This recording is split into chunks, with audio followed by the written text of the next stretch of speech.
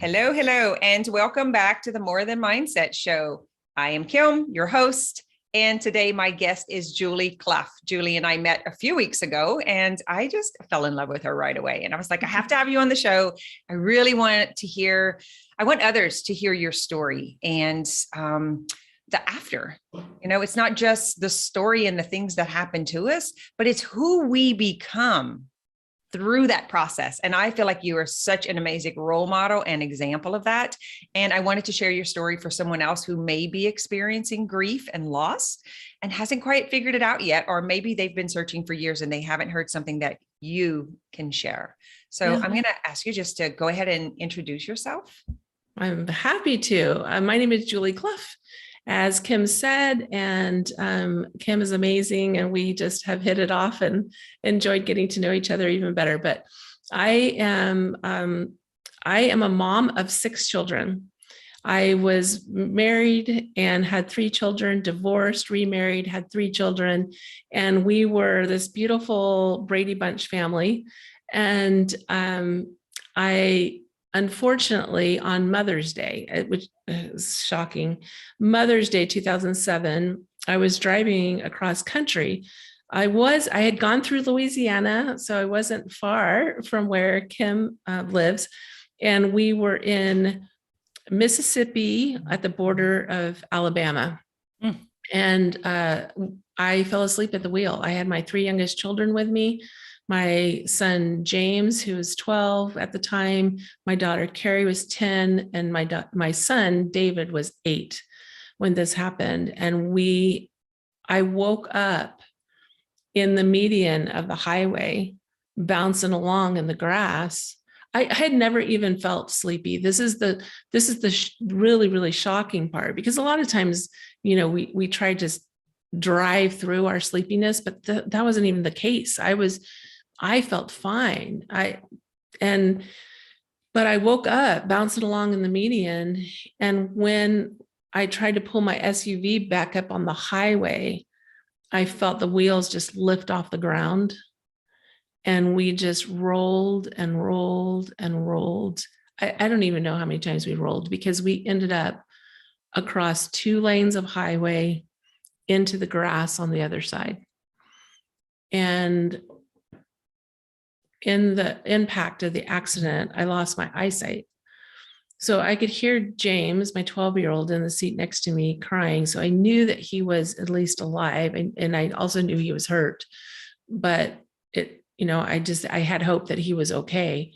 But I kept calling for Carrie and David, and there wasn't any answer. And as my eyesight came back online, and I saw all the destruction around me, and I started looking in the back seat frantically for Carrie and David, and they weren't there. And that's when I noticed the people gathering off on the left in the grass, and realized they'd been thrown from the car. And they were what felt like miles away. And it was so incredibly shocking. I had this gentleman came up to my driver door, and he's like, "How can I help you?" I said, "I need a phone.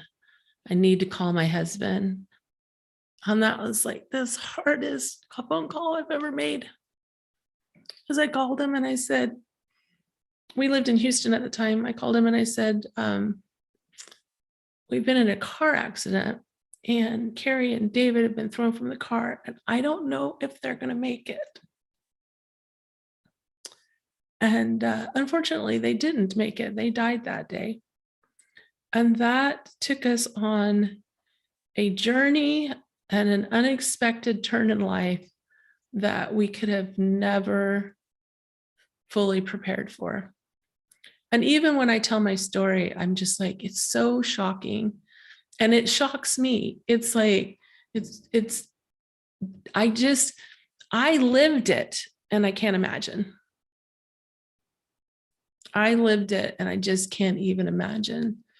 And gratefully, even though the next 3 years particularly were extraordinarily painful, but gratefully, I was able to rebuild my life in a way that I never thought would be possible.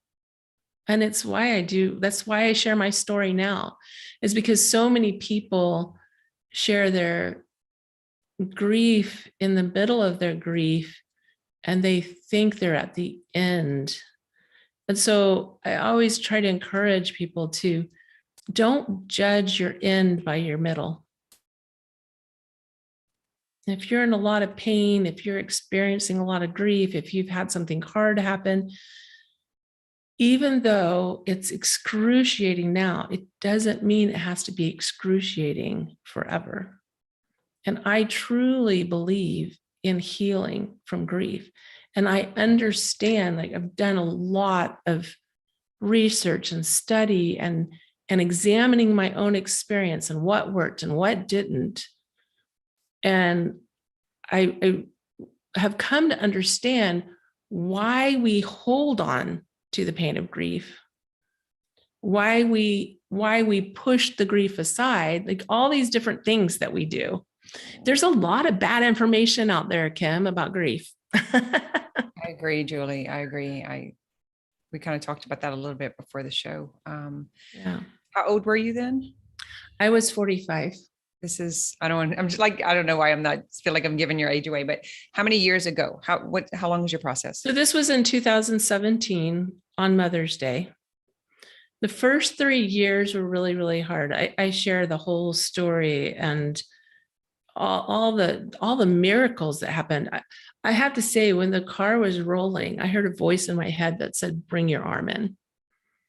And like 2 months later, my uncle called me and he said, "I was just watching a TV show and there was a dancer who had lost her left arm and she was in an auto accident similar to yours."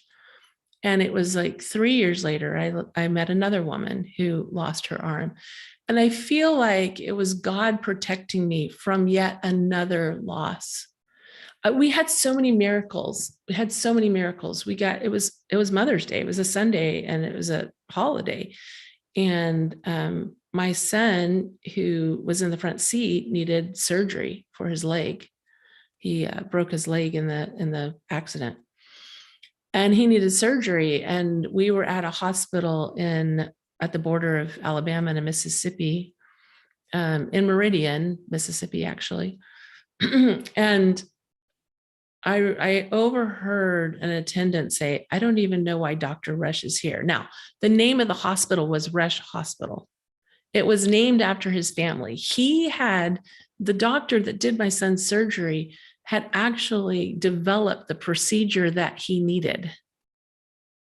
If that's not a miracle, Yeah. I don't know what is. And they were just so shocked he was there. And he was such a light to us. Dr. Rush was. He was amazing that week that we were in the hospital. And he advocated for us to be able to release James from the hospital and transfer him to a doctor in Houston for care. Because we had other doctors, the attending physician didn't want to release him. But we had to get back for a funeral, unfortunately.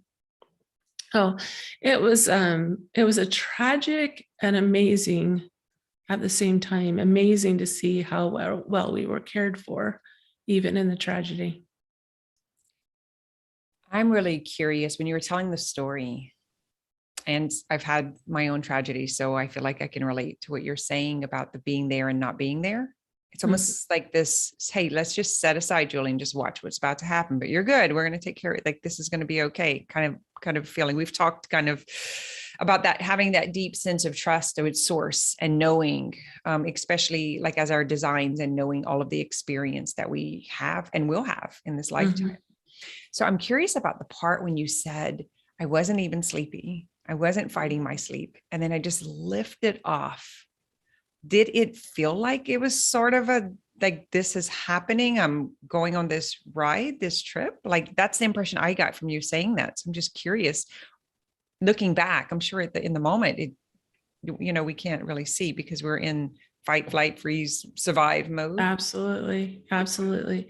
There were so many things that happened. And looking back, I can see how everything that I needed to go through that experience and to survive it and to thrive and to be in a place where this is now my mission, is to share truth about grief and healing. And I had very specific experiences that over time helped me realize that things happened the way they were supposed to. And that sounds like, I know that's really hard for people to hold on to, but I believe my children are still alive. I believe that they are in a different place. They're in a different form. They're in a different, I don't even know how to describe it, but they're still alive and they're still a part of our life. And I had 4 other children who I loved just as much as the children that I lost. And so there was a desire and a need to not just so it's really tempting when something that traumatic happens. It's really tempting for it to become our identity. And it is for a time. It is. That's the way I was known. I was the mom who had lost 2 children. I knew that. I could feel it. I could sense it when I was around people. But over time, I realized that's not my identity. That's something that happened. It's not who I am. Yeah. Can we just pause for a moment? I just want to honor that space. So I live in an area where there's a lot of bereaved parents, a lot. Like there's a group of them.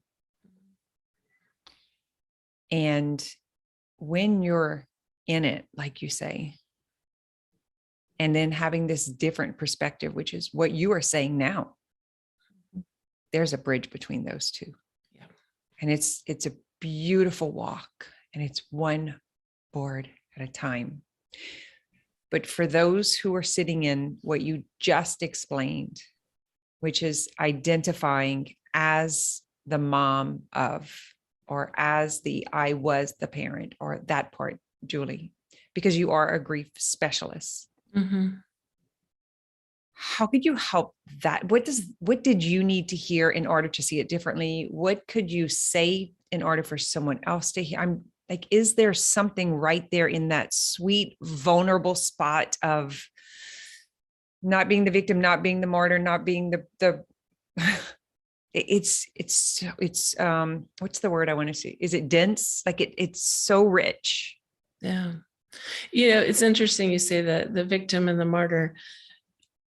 In my book, Miracles in the Darkness, I started the introduction with that whole idea. I said, I've played the victim. I've played the martyr. I've played those pieces. That's part of my story. I think it's part of everybody's story. We've played every role. But the power of choice is really where we step into who we are at a deep, deep level, and we step into who we want to be. Choice is everything. Choice is huge. It's huge. And there's a sense when something bad has happened, when something hard has happened. I've had other losses in my life. I lost my brother to suicide. I went through a divorce. And then this tragic loss of my children. But there's a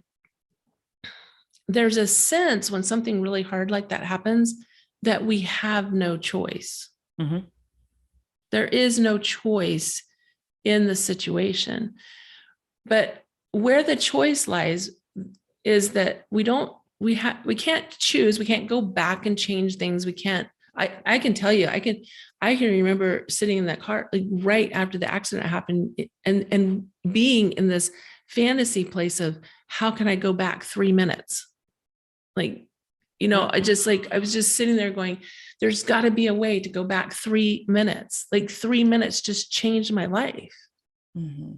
But there's not. The choice isn't in changing the past. The choice is in the moment. The choice is in deciding how we're going to think about the past. Yeah. It's the what now. Yeah. The what now. Yeah. Well, and I want to speak to this idea because I alluded to it. But one of the reasons that we really hold on to the grief and the reason that's you will hear, I wish I had $1 for every time someone said to me, you're going to grieve the rest of your life. I wish I had $1. People say that to me almost on a daily basis. And I say, no, I'm not going to grieve the rest of my life. I don't grieve. Do I have occasional sadness? Yes. But it is so rare. And when we think about grief, it's that deep sorrow that you just sink into, that just becomes a part of your day, right? And that's not a part of my day. Even though I work with people who are grieving, I don't experience grief on a daily basis like that. That's not part of my experience anymore. Okay, so let me get back to what I was saying. When we lose something, there's this sense that in order to be out of grief, we have to somehow go back and make everything correct. And because the person that we lost is not going to come back, or the marriage that failed is not going to revive, or the person that's abused us, like we're not going to be able to go back and undo that abuse, because that it's undoable. It's not, how am I saying? I can't figure out how to say that. Or I'm following it anyway. Yeah, because we can't undo it. We think then that we are confined to a life of grief. Because you can't change the circumstance, just like you can't change another person. Right. That. Because you can't change the past. Therefore, you're going to grieve the rest of your life. That's what they say. That's what they say. And especially parents who've lost children. Agreed. You're going to hear that over and over and over again. And I reject it. Because I found that I didn't have to grieve the rest of my life. So what happens is when someone we love dies, we create a bridge between them and us of grief. Now, when they were alive, if it's someone that we loved, we had a bridge of love. When they die, all of a sudden we build this bridge of grief. And there's a couple of dynamics that happens there. One is we fear that if we let go of the grief, that we're letting go of them, which is not true. You're never going to let go of them. You're never going to forget them. They're always going to be part of your experience in life. My kids are always going to be my kids. They're still my kids today. I believe personally that I will be with them again. When I pass from this life, that we will be reunited. That's my personal belief. So the grief feels like it's our connection to the person. There's also a sense that if we're not grieving, did we love them enough? Did we really love them if we're able to let go of the grief? Yeah. And we've got to untangle that. And so we separate, and this is what I teach people, is that we separate the grief and the love, and we let go of the pain.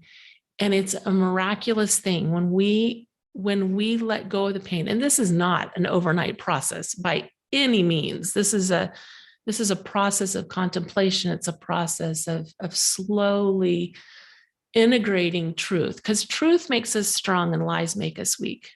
Like that's been proven physically. So when we connect to the truth and we are able to, over time, slowly let go of the pain, that bridge of love and gratitude for that person is just increased 100-fold. And when we look back on memories, they're no longer sad. Like when we're in grief, even happy memories are sad. 100%. Yeah. Guys, you see why I wanted her to come on. She's amazing. This is tough stuff. Yeah. It's tough stuff. Let me just share real quickly. My kids were, Carrie and David are amazing people. Carrie was 10 years old and she was the sweetest, most kind and loving girl you could ever meet. She was just, I can remember sitting with her when she was 3 years old and thinking she's too good for this world. And I still hear from her friends the impact that she made on them. And she would have been, I've kind of lost track. She's mid-20s now, and she was 10 when she died. And I still hear from her friends the impact that she had on them. And David, we love our David stories because David was and is a character. He was so rambunctious, so full of life. And my mother-in-law used to say, his spirit is too big for his body. And I believe that was true. I could spend an hour telling you David's stories. He actually, one Saturday morning, I'll tell you this really quickly. One Saturday morning, he was about 6 or 7. We thought he was upstairs watching Saturday morning cartoons or something. But next thing we know, he comes through the front door and he's got like this little gift in his hand. Well, he had invited himself over to a neighbor's birthday party, run home, gotten some little toy, wrapped it up in like toilet paper or something, and went back and kind of like just, that was David. That was David. I love these moments of that existence, right? And validating their all of it. That's so hard for people to hold that space for parents to speak about their children, because don't you feel like that's a part of, or do you feel that that's a part of the loneliness as the grieving parent or the bereaved parent, is because people are afraid to mention what you want to talk about mostly? Yeah. That's what I experienced here. I lost a brother to suicide also. We just have so much in common when it comes to the grief. I lost a mom when I was younger. And there is a taboo about speaking about what like the joy that came through you, all of it, the bigness that they were. Yeah. And the greatness, the too much greatness for this world even. Yeah. Well, and here's the thing. I think that as the person that has experienced loss, as we come into our own power, as we gain confidence, as we understand our grief, I just had a client, I've only been working for with her a couple of weeks, and she just told me yesterday, she's like, I feel so much more relaxed in my grief, because as we get more comfortable with what to expect in grief, and as we understand that there's a path from grief to healing, then we're able to build our confidence because we have tools and skills. And then we're able to lead the way in those conversations. And it's when we feel more comfortable talking about it, other people will feel more comfortable listening. Because I'm not sharing these stories from a place of pain. I'm sharing these stories from a place of tremendous love and gratitude that I am their mother. Like I recognize that their path, I believe their path was to be here until the age of 8 and 10. Mm-hmm. And I had a choice. I could be their mother for 8 to 10 years or not be their mother, because that was their path.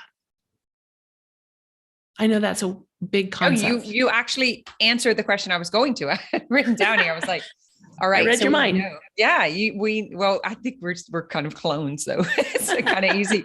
So what I was going to ask you is, we know that the quality of our experience is according to the quality of the questions and statements that we tell ourselves. And so when we're in any, like the grief and we can't have it and they're gone forever and they suffered and any of that stuff, that is actually what's creating the reality Yeah. of how you frame that experience, right? Compared to how you could frame that experience. And that's what you are. You're a beacon of hope of how you can reframe this experience to work for all of you and to serve in your part, in your naturalness in this world with that experience to help move others along. I think that's how I see it. That's how I frame the deaths and the losses and the experience in my life. And my son's best friend committed suicide just a very few years ago. It's still very fresh in my family. Mm. And it's really the perception of that experience decides how I feel in my body and how I'm able to show up and have these conversations. Absolutely. And I was going to ask you, what is your thought? What is the statement you tell yourself? And what is the questions that you ask in order to help them attain it, or help them see that there is an option other than what they're telling themselves right now? Yeah. Well, and it's a very, very gentle process. It's a gentle process. And sometimes one of the most frequently asked questions I get is, how do I get rid of this grief? Well, like, I wish that I could answer that in 2 minutes. Oh, it's not possible, right? So it's a very gentle process. And when I'm talking to people, I'm very intuitive. So I really sense where they are and what they need next. So what one person needs next is different than from what another person needs next. But what everybody needs is space to grieve. Everybody needs that. If you think about, like, if you feel like someone is arguing against your grief, what do? Like, you tense up and you have to stand up for your grief, right? You have to you feel like you have to defend your grief. But when you feel heard, when you feel like someone is saying, I can't imagine, I can only imagine how hard that is. I am so sorry. It gives air to the grief. It's like you can relax into it and go, yes, it's been really hard, and things can get better. So it's being in that place of knowing it's okay to be right where I am, and it's okay to want something more. Yeah. Julie, do you believe that the reason for the holding on to it is because environmental messaging says you need to get over it, you need to get over it? So they're coming from, and then they're kind of surprised when you're like, actually, we can just sit right here in it. Yeah. We don't have to. And so do you believe it's coming from the society's message of how fast, what's the timeline?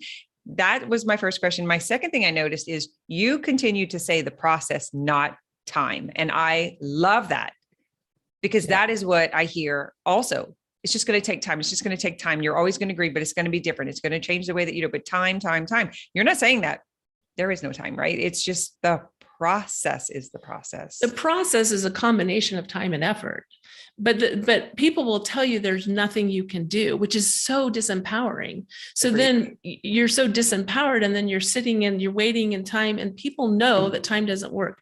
And it's interesting that you mentioned that idea of just get over it, because we have conflicting messages.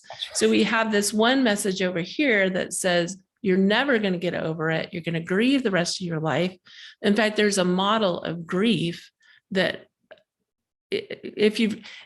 after I tell you about it, you're going to see it everywhere. But there's a model of grief that basically says that you have this experience, it's all consuming, and then you grow around it. The grief stays the same size, but you grow around it. You have new experiences, you get stronger, but the grief still stays there in the same capacity and the same, package.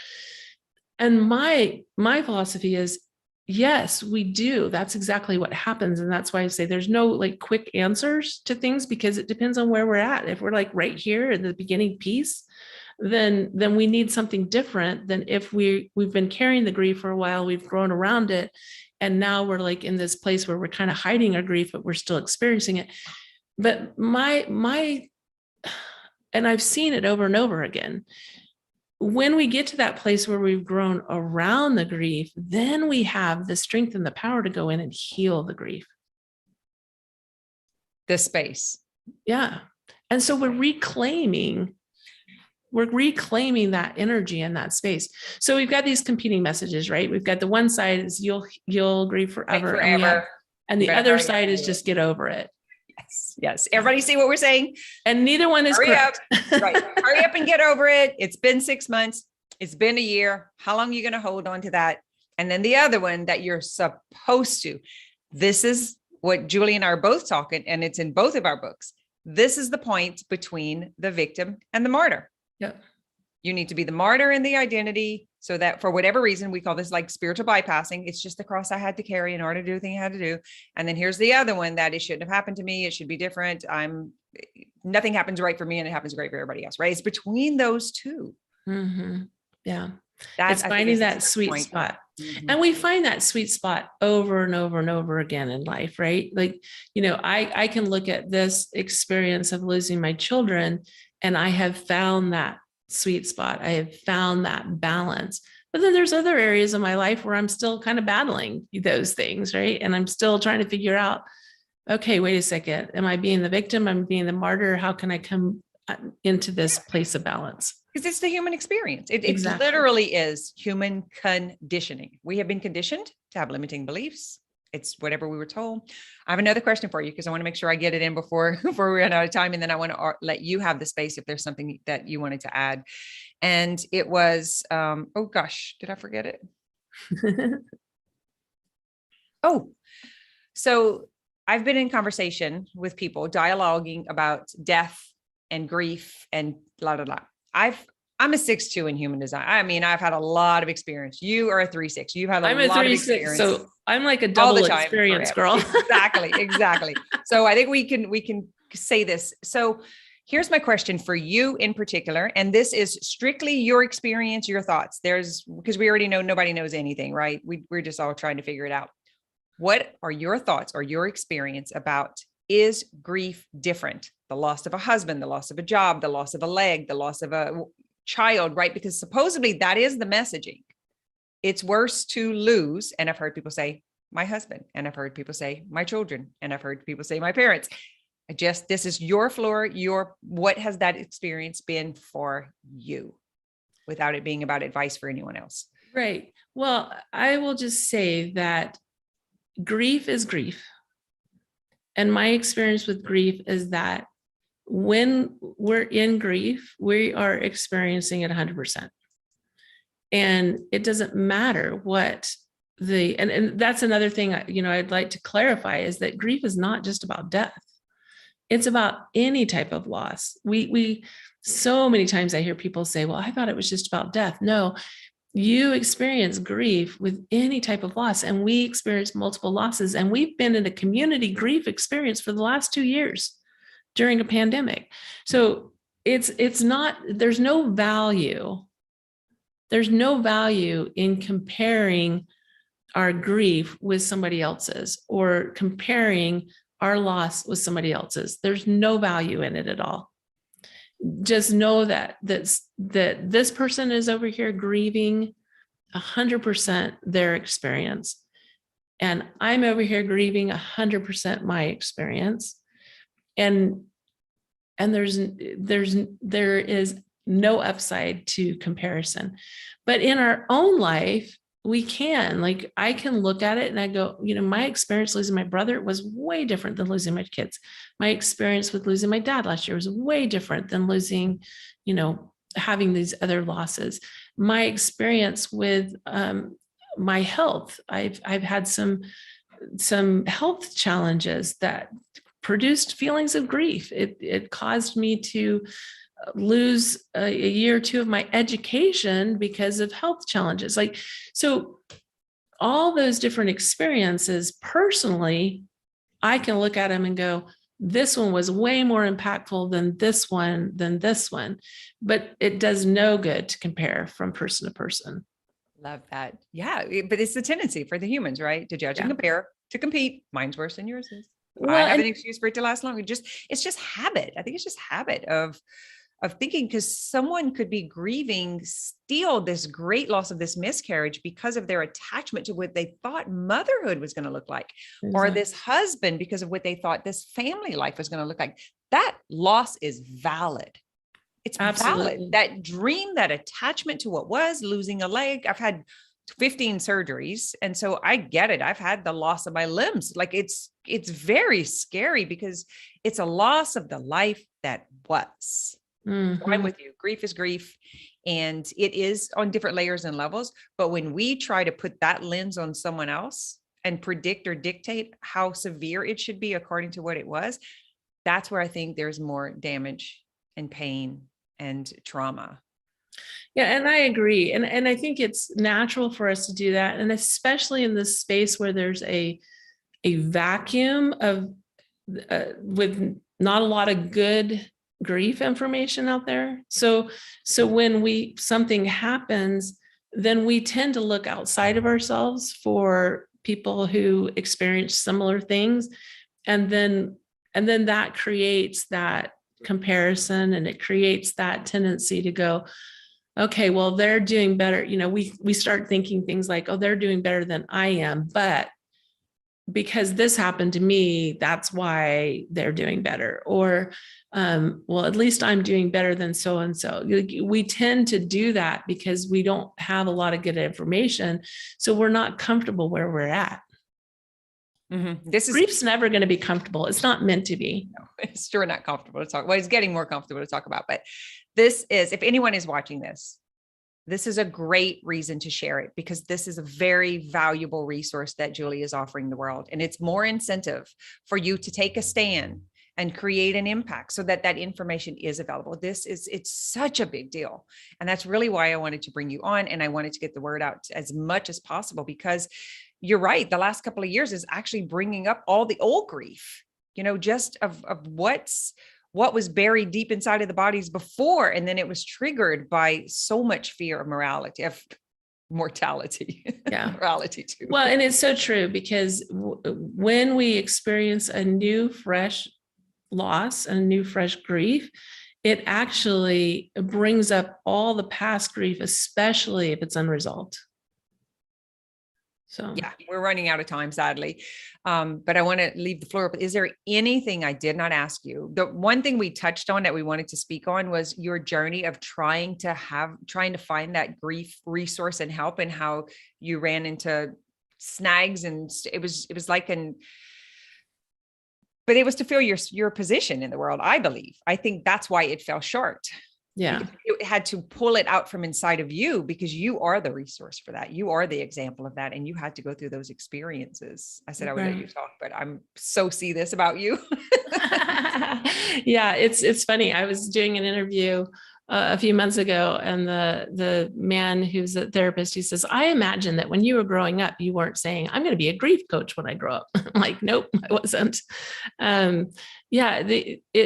As I looked at my own journey, I had PTSD after the accident. I went through therapy to try to be able to drive again. There was so much. It was so hard. I don't ever want to be sitting here in this position going, oh, look at me. Like, it was easy. Just do this. It's not that at all. Like, it was hard. It was painful. It was excruciating. It was a difficult road. But I worked with a therapist, and I remember when I kind of came out, of the PTSD and was feeling better and all of that, because after 2.5 years of working with her, and I remember sitting in her office, and she said, okay, well, you're done. And I walked out of the office, and I was like, what next? What now? What do I do with my life? Like, my life looks so different than it did before. Like, I don't even know how to put the pieces together. And so I recognized when I when I felt, and I'm going to say inspired to become a coach and then become a grief coach, when I felt inspired, I knew that I wanted to bridge that gap between we're in this place of grief, and then and grief is not an illness. I want to be really clear about that. It's not an illness, and don't think that it's an illness. It's part of our emotional experience. But bridge that gap between grieving, finding knowledge and information and tools and developing skills to help us in that place of grief, so that we're able to move out and through the grief in time with effort, and then be able to really establish the life that we love. And it's not either or. It's not, it's the full experience. It's the full experience. And I can tell you that if you'd heard me tell my story 12 years ago from that place of pain and shame, it would sound very different than it does now. And knowledge and information and tools and skills, they change our brain. They change the way we think about things. It changes our energy in a huge way. And I'm always just like gratefully excited when I see these shifts in the people that I work with. I'm always just amazed. But it happens over and over again because they start thinking different. Life becomes different. Not saying it's just mindset either. I think it's so No. not what you're saying at all. You're saying the process, the tools, the energy. I say the neurology, because I'm all about the emotional body, and how all this works together, and how we change those connections, the old habits and behaviors, and the dialogue in general with society dictates how you should feel, right? Because you are not the poster child for what society says a grieving mother should look like. You're not. What's really interesting is one of the very first people that I worked with when I, started talking about this in a more formal way was a multi-million-dollar self-improvement, personal development guru who couldn't figure out what to do with their grief. Because again, you have to bridge that gap, right? Like the things that help us to strengthen, just pure mindset is helpful, but it doesn't address the grief and the loss and the pain, the pure pain, the clean pain, of grief.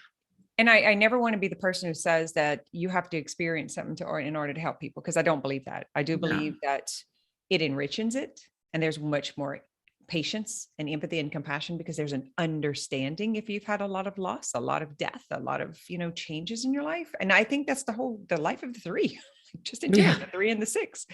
And, it's like it can lead the way, but it's so, such a fine line between judging and putting rules and saying who should or who shouldn't, or you need to be a counselor in order to help people do that. It's like that is again, part of the messaging that I feel like I want to clear up and to expand upon, because it goes back to, you have to have a certain, label, or a certain, Jesus robe, or a certain, be a doctrine of whatever. That's is so really holding a lot of people back from getting the help that they need. Yeah, that's so interesting that you say that, because about 4 years ago, when I started this whole journey of going, okay, I felt compelled, like, again, voices telling me that you've got to share your story and you've got to help people.